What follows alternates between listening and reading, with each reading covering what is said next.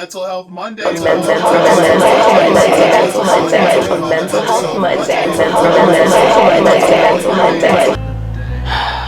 Take your time. It's so complicated because, you know, again, when I talk about committing to ideals, sometimes the religions that we have are religions of hatred towards ourselves. And I realize that my religion has been a hatred towards myself. And so it is hard to break that indoctrination.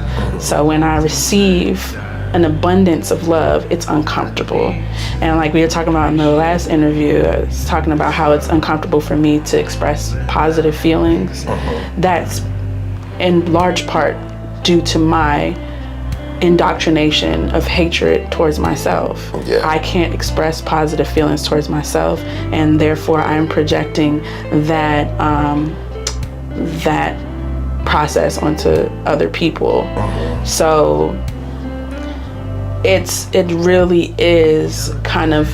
takes a lot of work to reframe that. One thing that me and my partner do, because we both struggle with that sometimes, is like, if one of us says something negative, or like say I give her a compliment and she's like, I don't, like, I'll tickle her, and then she'll be like, okay, yes, and then just to like get into the practice of saying something nice to the point where it's like it becomes a reflex to say something nice and also accept it.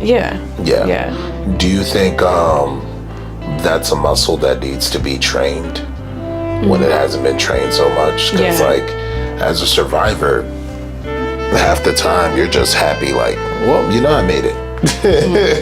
But then after that, like, you do have to find, what does joy look and feel like for someone that didn't want to be here anymore? What does anger look like for someone who didn't want to be here anymore? And who are the people that I need around me?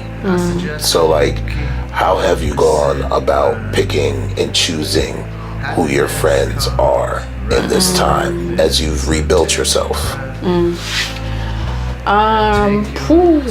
There's a lot of answers within that question. Take your time. So, in terms of like training,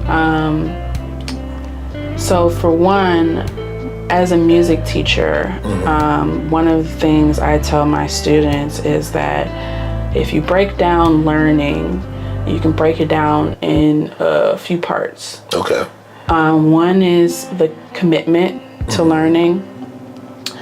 One is the practice. Oops. It's all good. I have set reminders for everything. You're good. Your light's on. Oh, thank you. No problem. So, and with the practice, you break down the practice. A lot of the practice is, you know, basically, it's like part of it is understanding what you're practicing. The other part is just the movement, the physical memory. So like, one thing I'll say is like, okay, if we're practicing something, practice the movement, focus on the movement, focus on how your hands are moving. Because the more that you get used to the movement, even if you don't understand what you're doing, your muscles will remember the shape, remember how to find it, remember to play it, and you can move forward through that. So like, sometimes, like, people say fake it till you make it. I kind of agree with that. It might not be responsible mantra in all situations, but sometimes rehearsing, like we were saying, rehearsing something becomes so, and it makes it become so ingrained that it's just becomes second nature to do so. And then so it's like, once you make that shift, you start to recognize with the people around you where there's conflict. You know, it's like, okay, I am at this point now. This is how I'm functioning. And then you'll recognize with your friends or whoever is around you that they're operating on a different space. And that doesn't mean that anybody is right or wrong. Like, we all function differently. We all have different boundaries. We all have different things that, you know, we enjoy or we don't. And that doesn't make anybody bad. So like when people be like, oh, you know, I realized who's not my friend because when I changed, they, you know, I can't deal with those people anymore. And this is like almost, we kind of treated like I got better and you stayed the same. When it's not like that. I just changed. I became a different person. Or everybody's moving at a different pace. Yeah, we're different at a different pace. And it's okay. And you might be changing. You might be growing. And the things that we might have bonded on at some point, we no longer bond on because those aren't things that are important to us anymore. You know, so in some situations, you know, that relationship just changes. In other situations, that relationship moves apart. And it doesn't have to be a situation where it's like, oh, I don't ever really rarely do I ever see like friendships that move apart as losses.